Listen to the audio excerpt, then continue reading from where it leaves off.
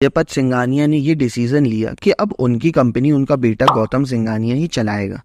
अब साल 2015 में जो शेयर्स विजयपत जी के पास थे, उन सभी शेयर्स को उन्होंने गौतम सिंघानिया के नाम पे कर दिए और शायद यही उनकी सबसे बड़ी गलती थी। Hello curious minds and seekers of knowledge, welcome to our channel.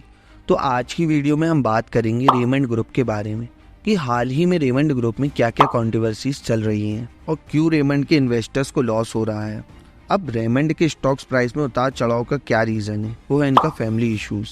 अब ये वीडियो में हम इसी चीज़ को जानेंगे, जहाँ पहले पार्ट में हम बात करेंगे कि रेमंड की शुरुआत कैसे हुई और रेमंड किस किस सेक्टर में काम करता है, और दूसरे पार्ट में हम बात करेंगे कि अभी रेमंड ग्रुप में क्या कंट्रोवर्सीज चल रही है जिसकी वजह से इसके शेयर प्राइस में उतार चढ़ाव देखने को मिल रहा है।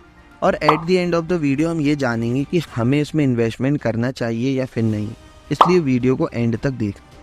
सो लेट्स स्टार्ट द वीडियो। उससे पहले अगर आप इन्वेस्टमेंट से रिलेटेड, स्टॉक मार्केट से रिलेटेड या फिर फाइनेंशियल एजुकेशन से रिलेटेड कंटेंट देखना पसंद करते हो तो make sure that you are subscribing my channel और जल्दी से इस चैनल में 400 सब्सक्राइबर्स करवा दो। सो लेट्स स्टार्ट द वीडियो। तो रेमंड की शुरुआत 1925 में हुई थी और इसको शुरू करने वाले का नाम था विजयपत सिंघानिया जी।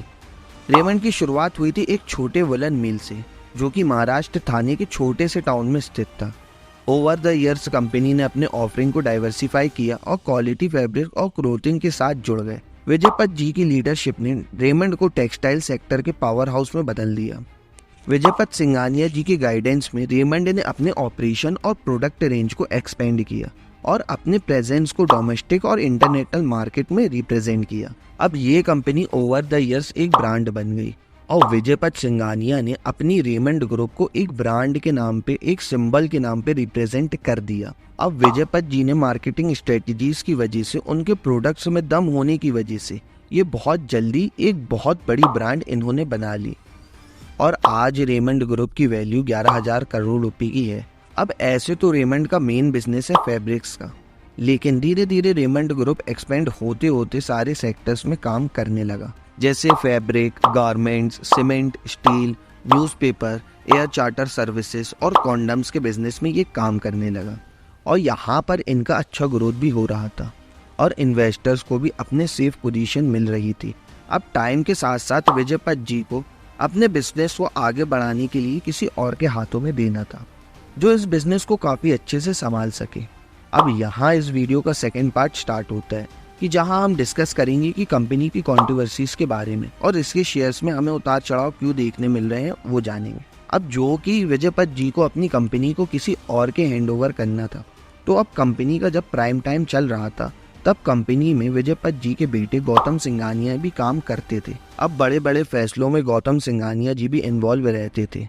अब धीरे धीरे ग्रोथ रुक रही थी क्योंकि रेमंड के बिजनेस काफ़ी ज़्यादा हो गए थे और इस वजह से किसी एक सेक्टर में रेमंड ध्यान नहीं दे पा रहा था। अब जो कि उनका बिजनेस डाइवर्सिफाई था, इसीलिए कोई एक सेक्टर में बड़ा फैसला नहीं हो पा रहा था। अब एक पॉइंट में गौतम सिंघानिया ने एक चीज़ की, उन्होंने उन बिजनेस को सेल कर दिया जो अच्छा प्रॉफिट ग्रोथ नहीं दिखा रहे थे, जैसे स्टील और सीमेंट्स के बिजनेसेस को।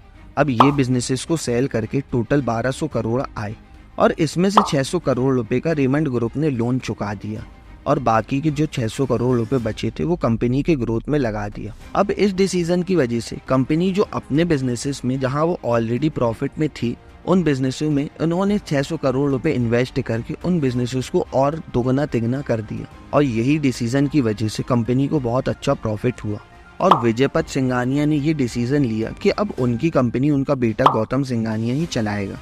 अब साल 2015 में जो शेयर्स विजयपत जी के पास थे, उन सभी शेयर्स को उन्होंने गौतम सिंघानिया के नाम पे कर दिए और शायद यही उनकी सबसे बड़ी गलती थी। उन्होंने अपने नाम के जो 37% शेयर्स थे वो गौतम सिंघानिया के नाम कर दिए। अब इसके बाद गौतम सिंघानिया का बिहेवियर में चेंजेस आने लगे और धीरे धीरे चीज़ें बिगड़ने लगी और बोर्ड मेंबर्स के साथ मिलकर गौतम सिंघानिया ने अपने ही पापा को, विजयपत सिंघानिया को, उनकी ही कंपनी से निकाल दिया और तो और विजयपत सिंघानिया का एक 36 मंजिल बिल्डिंग बनवाई थी 600 करोड़ रुपए की। उन्होंने 4 अपार्टमेंट बनाए थे और उसमें से ऊपर वाला अपार्टमेंट उनके बेटे गौतम सिंघानिया का था और उसके नीचे वाला अपार्टमेंट उनके नाम पे था और जो नीचे के 2 अपार्टमेंट थे वो उनकी भाई की वाइफ और उनके बच्चों के नाम पे था।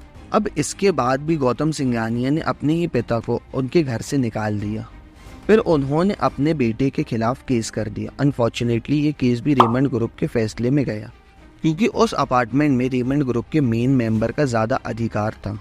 अब जो कि मेन मेंबर खुद गौतम सिंघानिया जी थे, इसीलिए विजय पच्ची कोर्ट में ये केस भी नहीं जीत पाए। और इसके बाद बिलियनियर होते हुए भी विजय पच्ची चौल में या फिर किराए से रहना पड़ रहा था, और आज भी वो रेंट में ही रहते हैं। तो ये रहा स्टोरी का पहला पार्ट। अब बोलते हैं ना कि कर्मा वापस आता है। तो साल 2023 में गौतम सिंघानिया की वाइफ नवाज मोदी सिंघानिया ने उनके खिलाफ डिवोर्स फाइल कर दिया और बदले में उनकी नेटवर्थ का 75% हिस्सा मांग लिया, अपने बच्चों के फ्यूचर के लिए और खुद की लाइफ अच्छे से गुजारने के लिए।